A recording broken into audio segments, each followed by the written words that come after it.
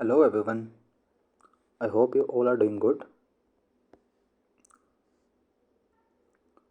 Last date to apply for CAPF AC is 25th of March.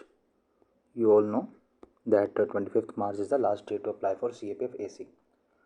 अगर आप में से किसी ने अप्लाई नहीं किया अभी तक, ठीक है, अभी भी 5 दिन तो हैं हमारे पास, ठीक है, today is 20 and 25 is the last day, तो हमारे पास 6 days हैं to apply for this exam.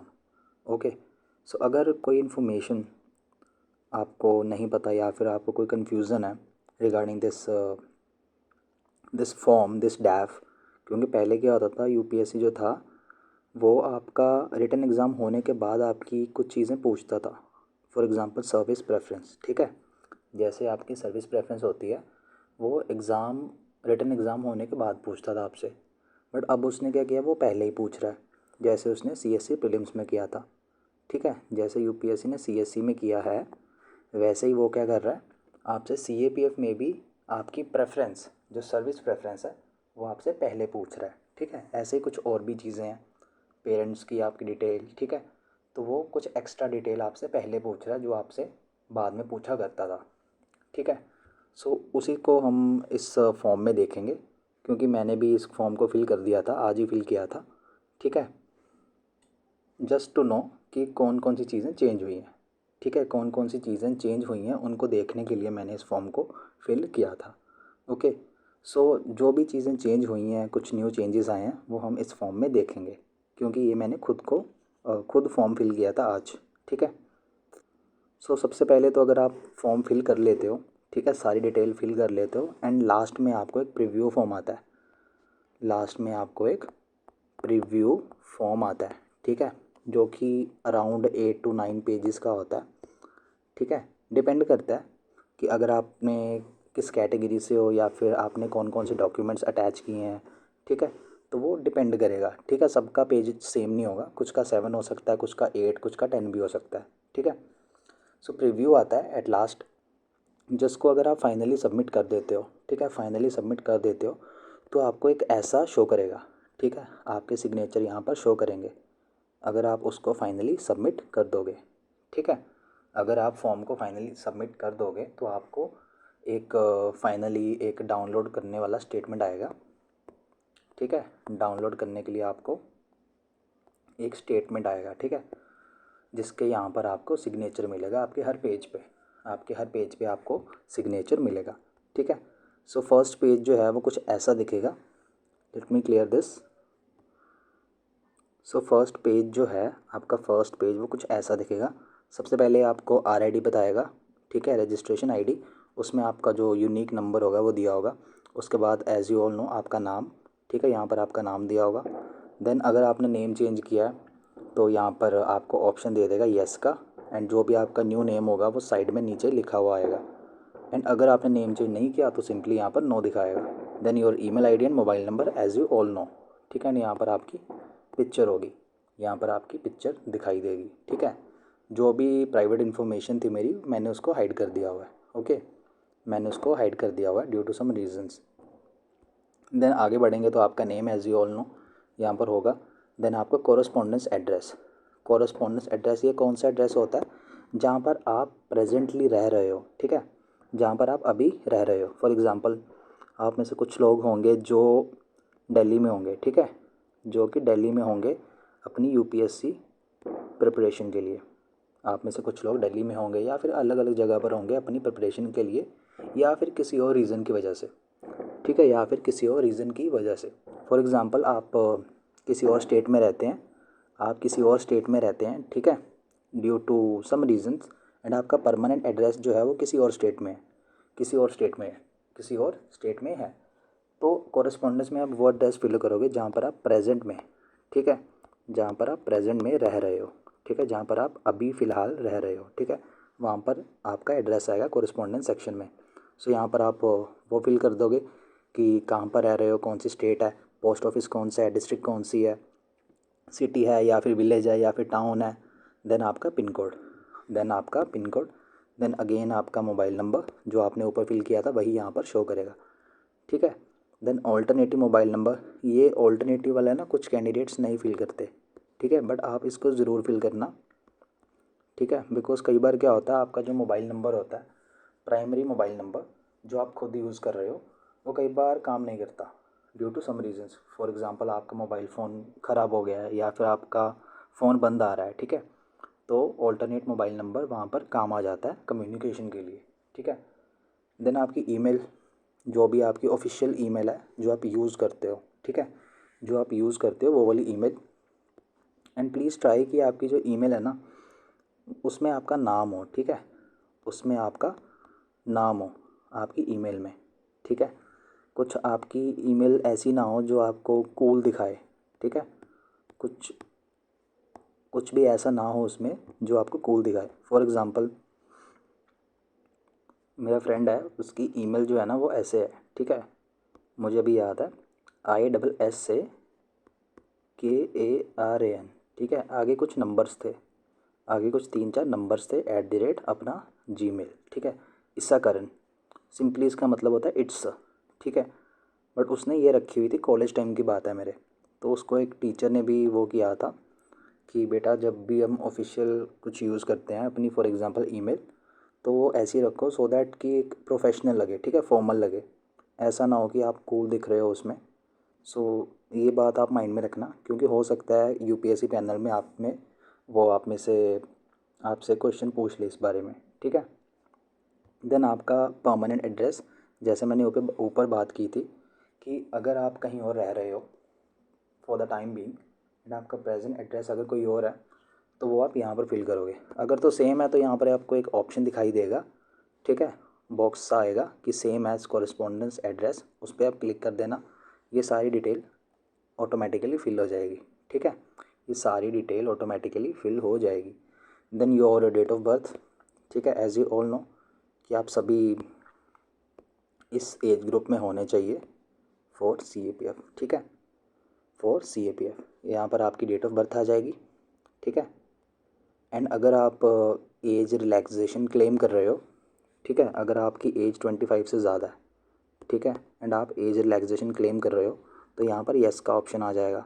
अगर आप नहीं कर रहे, फॉर एग्ज़ाम्पल मैं नहीं कर रहा था, तो मेरा नो आ गया, ठीक है, मेरा नो आ गया। अगर आप 25 के अंडर हो तो आपका यहाँ पर नो आ जाएगा, अगर ऊपर हो तो येस आ जाएगा, अगर आप एज रिलैक्सेशन क्लेम कर सकते हो, ठीक है। अगर आप रिजर्व कैटेगरी या फिर EWS या फिर अपना जहाँ पर भी एज रिलैक्सेशन क्लेम होता है, अगर आप उस कैटेगरी से बिलोंग करते हो, ठीक है, तो आपका यहाँ पर येस आ जाएगा अगर आप 25+ हो।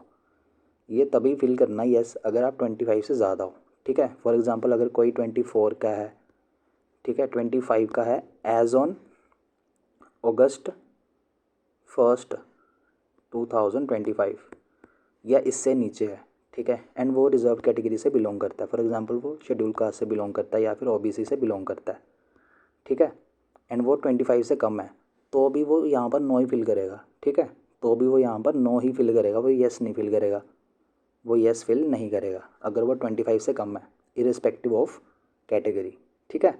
आपकी कैटेगरी कोई भी है, अगर आप 25 से कम हो तो आप नो ही फिल करोगे, येस फिल नहीं करोगे, ठीक है। देन आपकी सिटीजनशिप, आप सभी इंडियन है, ठीक है, आ जाएगा, अपने आप आ जाएगा। आपका जेंडर जो भी होगा, मैरिड हैं तो अपने आप आ जाएगा, अनमैरिड हैं तो भी आ जाएगा, ठीक है। देन आपके यहाँ पर सिग्नेचर ऑटोमेटिकली आ जाएंगे जब आप फाइनली सबमिट कर दोगे, ठीक है। देन आपकी कम्युनिटी, नीचे आपका एक और सेक्शन होगा कम्युनिटी का, ठीक है, जो भी कम्युनिटी से आप बिलोंग करते हो वो यहाँ पर शो हो जाएगी, ठीक है। For example OBC SC ST EWS, ठीक है, जो भी कैटेगरी होगी आपकी यहाँ पर शो हो जाएगी। एंड अगर आप EWS से हो, ठीक है, अगर आप EWS से हो या फिर OBC से हो, तो आपको पता होगा कि आपकी जो वो होती है financial statement, annual financial statement, जिसको रिटर्न्स बोलते हैं ना हम, तो वो लेटेस्ट होनी चाहिए। इस जो हमारी नोटिफिकेशन है इससे पहले की होनी चाहिए, ठीक है, तो वो आप याद रखना। एंड आपका जो सर्टिफिकेट है, जो भी आपका कम्युनिटी सर्टिफिकेट है, ठीक है, वो भी लेटेस्ट होना चाहिए, ठीक है, वो भी लेटेस्ट होना चाहिए आपका, ठीक है, वो भी आपका लेटेस्ट होना चाहिए, ठीक है। स्पेशली अगर आप EWS से हो या फिर OBC से हो, अगर तो आप SC या फिर ST से हो, ठीक है, तो आपका चल जाता है, ठीक है। इवन आपका अगर 5 ईयर ओल्ड है, अगर आपका 5 साल पुराना सर्टिफिकेट भी है, बट वो लेटेस्ट पैटर्न को फॉलो कर रहा है, ठीक है, वो लेटेस्ट पैटर्न को फॉलो कर रहा है, जो फॉर्मेट दिया हुआ है गवर्नमेंट ने, अगर वो उसको फॉलो कर रहा है तो भले ही वो 5 साल भी पुराना है तो भी SC ST के केस में वो वैलिड होता है, ठीक है। वो वैलिड होता है अगर वो लेटेस्ट फॉर्मेट में दिया हुआ है, ठीक है, लेटेस्ट फॉर्मेट में दिया हुआ है, जहाँ पर आपको QR कोड भी दिया होता है, ठीक है, एंड उसके वहाँ पर वो भी लगा होता है, होलोग्राम भी लगा होता है, ठीक है। तो अगर आप उस आपका सर्टिफिकेट उस फॉर्मेट में है, चाहे वो 5 साल पुराना है, 3 साल पुराना है, बट वो स्टिल वैलिड है, ठीक है। Only in case of SC and ST। But अगर आप EWS हो या फिर OBC हो तो आपको पता है कि आपको रिन्यू करवाना पड़ता है, ठीक है, आपकी जो फाइनेंशियल इन्फॉर्मेशन होती है उसको अपडेट करके, ठीक है। देन नेक्स्ट आपका डिग्री का पूछता है वो, ठीक है, जो आपकी डिग्री होती है उसका पूछता है। तो डिग्री सर्टिफिकेट जो होता है आपका, उसके ऊपर 3 नंबर्स मेंशन होते हैं, ठीक है। सर्टिफिकेट नंबर होता है एक, तो एक यहाँ पर सीरियल नंबर दिया होता है, एंड यहाँ पर आपका रोल नंबर लिखा होता है, ठीक है। तो आप इनमें से कोई भी नंबर फिल कर सकते हो, कोई भी नंबर फिल कर सकते हो। मोस्टली कैंडिडेट्स जो हैं वो अपना रोल नंबर फिल करते हैं, वो अपना रोल नंबर फिल करते हैं बिकॉज आपका रोल नंबर जो होता है ये आपकी मार्कशीट के ऊपर भी लिखा होता है, ठीक है, मार्कशीट के ऊपर भी लिखा होता है। सो आप कोई भी फिल कर सकते हो, but majority of candidates and including me, मैं अपना रोल नंबर ही फिल करता हूँ अगर कोई ऑफिशियली ऐसे एग्ज़ाम के लिए फिल आउट करना हो, ठीक है। देन वो कब इशू हुआ था वो आपका यहाँ पर अपने आप आ जाएगा, डेजिग्नेशन ऑफ इशूइंग अथॉरिटी, ठीक है। कुछ लोग क्या करते हैं, वो वाइस चांसलर जो है यहाँ पर डेजिग्नेशन डाल देते हैं, जो VC होता है अपना यूनिवर्सिटी का, ठीक है, बट वो वाइस चांसलर यहाँ पर नहीं आता, ना ही यहाँ पर सेक्रेटरी आता है, ठीक है, ना ही आपका वाइस चांसलर आता है, ना ही सेक्रेटरी आता है। क्योंकि पहले मुझे भी लगता था कि वाइस चांसलर जो है वो इशू करवाते हैं, बट बाद में मैंने थोड़ा सा चेक किया अपना गूगल पे एंड थोड़े बहुत वीडियोस देखे जो अभी एजुकेशनल होते हैं। Then I got to know कि रजिस्ट्रार जो होता है वो ऑफिशियली उसका ये काम होता है कि वो आपकी डिग्रीज़ को इशू करवाएगा, ठीक है, वो वाइस चांसलर का काम नहीं होता, ठीक है। एंड मैंने अपने कॉलेज से भी इसको कंफर्म कर लिया था कि वो हमारा रजिस्ट्रार ही होता है। अगर तो आपने VC फिल किया तो भी कोई इशू नहीं आता है एज सच, ठीक है, बट रजिस्ट्रार करोगे तो वो बेटर होगा, ओके। देन उस अथॉरिटी का क्या एड्रेस है, फॉर एग्ज़ाम्पल रजिस्ट्रार है तो वो तो यूनिवर्सिटी में ही होगा, जो आपकी यूनिवर्सिटी है उसी के अंदर होता है ना रजिस्ट्रार। तो आप यहाँ पर पूरा एड्रेस अपनी यूनिवर्सिटी का लिख दोगे, ठीक है, सिंपली गूगल करोगे लिख दोगे, ओके। देन अगर आपके पास फॉरेन इंस्टीट्यूट से कोई क्वालिफ़िकेशन है, एजुकेशनल क्वालिफ़िकेशन, तो आप यहाँ पर यस डाल दोगे, अगर नहीं है तो सिंपली नो डाल दोगे, ठीक है। देन आपके जो एजुकेशनल क्वालिफ़िकेशन होती है, जो आपकी एजुकेशनल क्वालिफ़िकेशन होती है, that is 10th 12th and उसके बाद ग्रेजुएशन पोस्ट ग्रेजुएशन जो भी होती है, ठीक है, वो आप यहाँ पर डालते हो, ठीक है। 10th, देन आप यहाँ पर उसके मार्क्स डाल देते हो, आपका ग्रेड आ जाता है यहाँ पर, 12th के भी marks, grade and marks.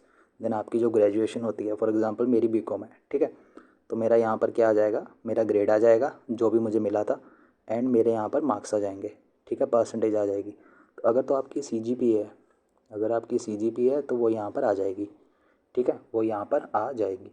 Then there इस सेक्शन में आपका ईयर ऑफ पासिंग जो भी होगा, ठीक है। देन आपके यहाँ पर सब्जेक्ट्स होंगे, जो आपकी सर्टिफिकेट आता है 10th का 12th का, उसमें आपके सब्जेक्ट्स जो होते हैं वो लिखे होते हैं, तो आप सिंपली वहाँ से उठाकर लिख सकते हो।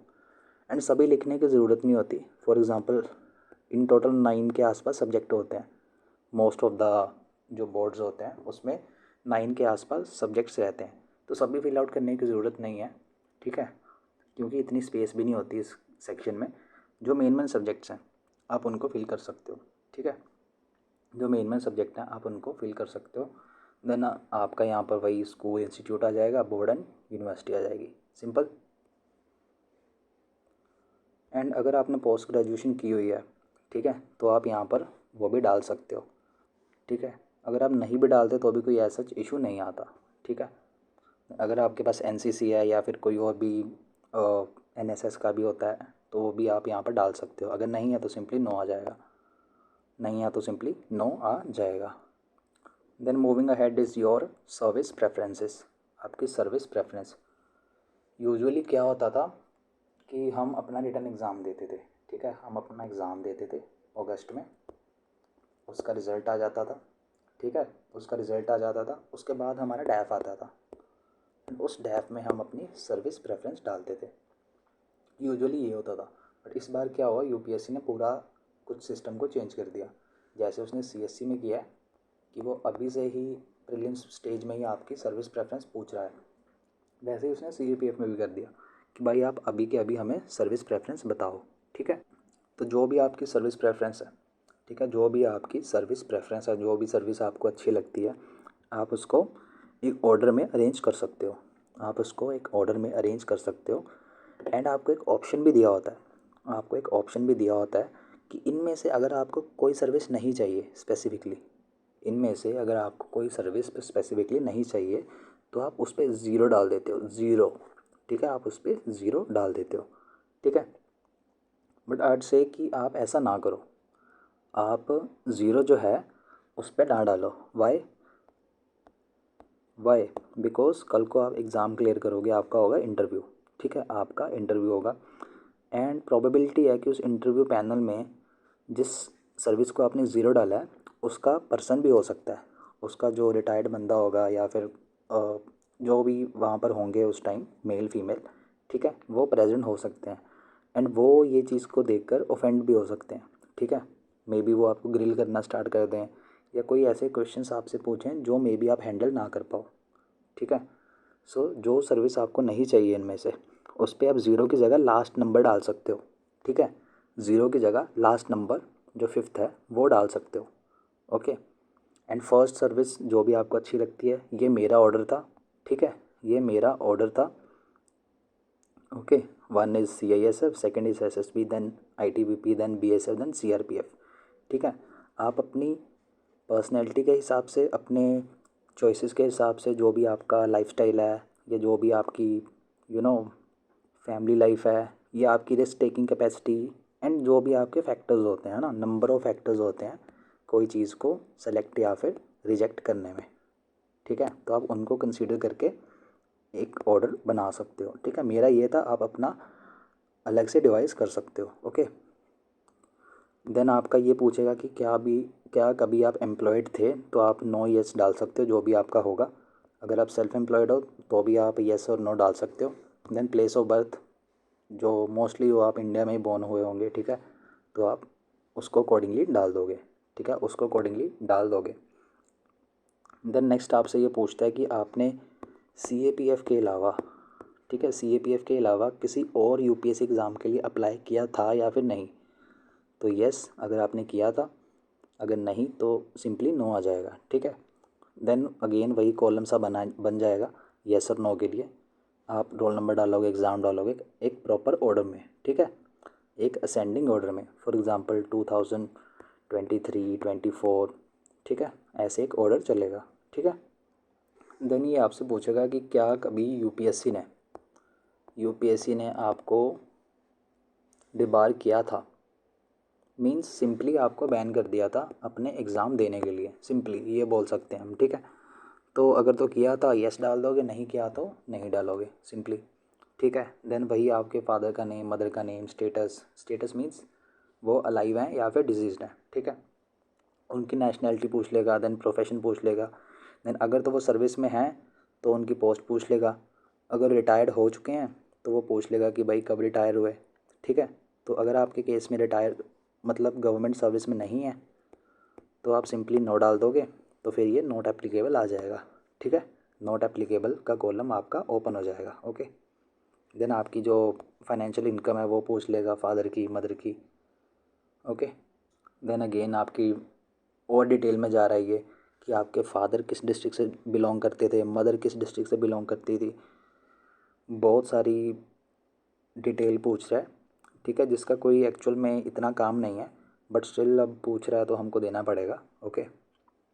सो आप यहाँ पर भी फिल कर दोगे, ठीक है, कि आपके मदर और फादर ओरिजिनली किस स्टेट से, किस डिस्ट्रिक्ट से बिलोंग करते थे। देन आपके फादर एंड मदर का एड्रेस आ जाएगा, ठीक है, पोस्टल एड्रेस, ठीक है। देन आपकी मदर का प्रेजेंट एड्रेस, आपकी मदर का प्रेजेंट एड्रेस यहाँ पर वो पूछ लेगा, simple, okay. Moving ahead is your mother tongue, आपकी मदर टंग मीन्स जो आप लैंग्वेज बोलते हो, ठीक है। नॉर्मल डेज़ में डेली लेवल पर जो आप लैंग्वेज को यूज़ करते हो वो पूछ रहा है, ठीक है। सो आपकी जो मदर टंग है आप यहाँ पर सिलेक्ट करोगे एंड वो ऑटोमेटिकली यहाँ पर भी आपको शो करेगी। अगर ऑटोमेटिकली शो नहीं कर रही तो आप उसको फिल इन कर सकते हो, ठीक है। कौन कौन से एग्ज़ाम आपने पास किए हैं, फॉर एग्ज़ाम्पल मेरे केस में था 10th 12th एंड ग्रेजुएशन, ठीक है। हिंदी है, हिंदी को आपने कौन सी क्लास में पास आउट किया था लास्ट, तो वो 10th थी। अगर 12th में भी आपके पास थी तो डाल सकते हो, बीकॉम में भी थी या फिर ग्रेजुएशन में भी थी तो भी डाल सकते हो। अदर्स में आपका आ जाएगा इंग्लिश, ठीक है, इंग्लिश आ जाएगा, या फिर कोई और फोर्थ लैंग्वेज हो सकती है, ठीक है, कोई और फोर्थ लैंग्वेज हो सकती है तो वो यहाँ पर आ जाएगा, ओके, वो यहाँ पर आ जाएगा, ओके। एंड इस कॉलम में ही आएगी वो चीज़ जो आप बोल भी सकते हो, लिख भी सकते हो एंड रीड भी कर सकते हो, ठीक है। रीड राइट एंड स्पीक वाले केस में यहाँ पर आ जाएगा। अगर तो कोई लैंग्वेज है वो सिर्फ आप पढ़ सकते हो, ठीक है, बोल नहीं सकते, लिख नहीं सकते, तो वो यहाँ पर दिखेगी। अगर सिर्फ बोल सकते हो तो वो यहाँ पर आ जाएगी। अगर दोनों कर सकते हो तो यहाँ पर, अगर तीनों कर सकते हो तो वो इस कॉलम में आ जाएगी, ओके, इस कॉलम में आ जाएगी। देन ये पूछेगा आपके बारे में कि भाई आप बताओ आप हो कौन, ठीक है, आप कैसी पर्सनैलिटी हो, आप कैसी पर्सनैलिटी हो, आपकी अचीवमेंट्स क्या हैं। तो यहाँ पर आपके मेडल्स आ जाएंगे, जो भी मेडल्स आपको मिले हुए हैं लाइफ में तो वो यहाँ पर आ जाएंगे, ठीक है। अगर तो आप में स्पोर्ट्स में कोई अचीवमेंट है, कोई डिस्ट्रिक्ट लेवल में आपने खेला हुआ है, स्टेट लेवल में आपके पास कोई मेडल आया, कोई सर्टिफिकेट है, वो यहाँ पर आ जाएगा। देन आपकी लीडरशिप पोजीशंस जो आपने स्कूल में कॉलेज में होल्ड की थी वो यहाँ पर आ जाएंगी। मेरे केस में जो भी था वो मैंने यहाँ पर फिल इन कर दिया था, ठीक है। देन आपकी ये हॉबीज़ पूछेगा कि भाई आपकी हॉबीज़ क्या हैं, तो जो भी आपकी हॉबीज़ होंगी वो आप यहाँ पर फिल कर दोगे। देन ये पूछेगा आपसे आपके अटैम्प्ट CAPF में, तो जो जो भी होंगे आप दे दोगे, ठीक है, जितने भी आपने दिए हुए हैं अभी तक आप फिल इन कर दोगे, ओके।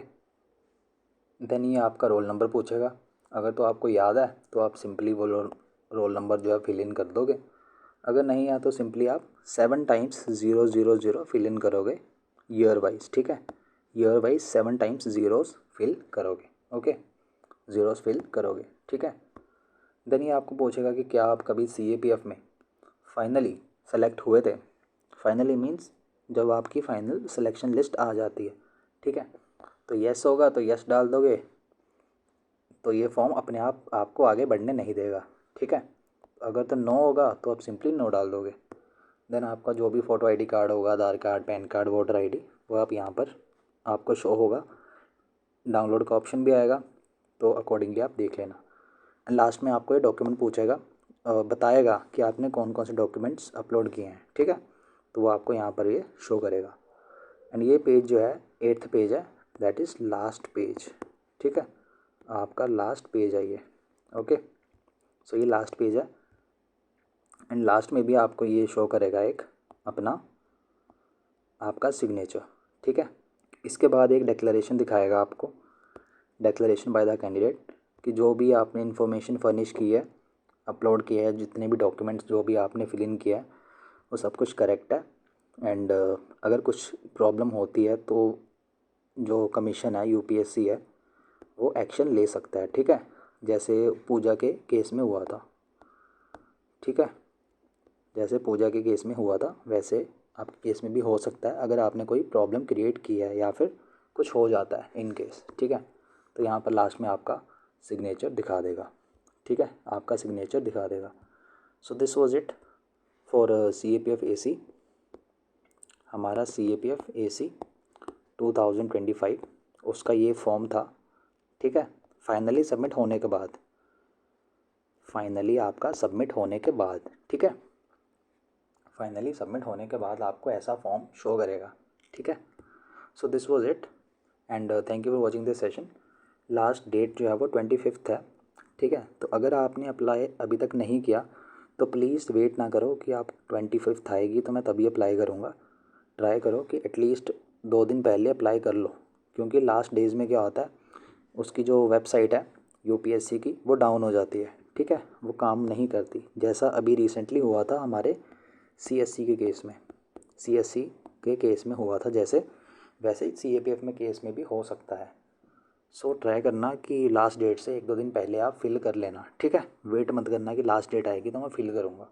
ओके, अगर कोई भी डाउट है आपको, कोई भी क्वेरी है रिगार्डिंग दिस फॉर्म, ठीक है, या कोई क्वेश्चन है या कुछ आप शेयर करना चाहते हो तो simply do drop a comment.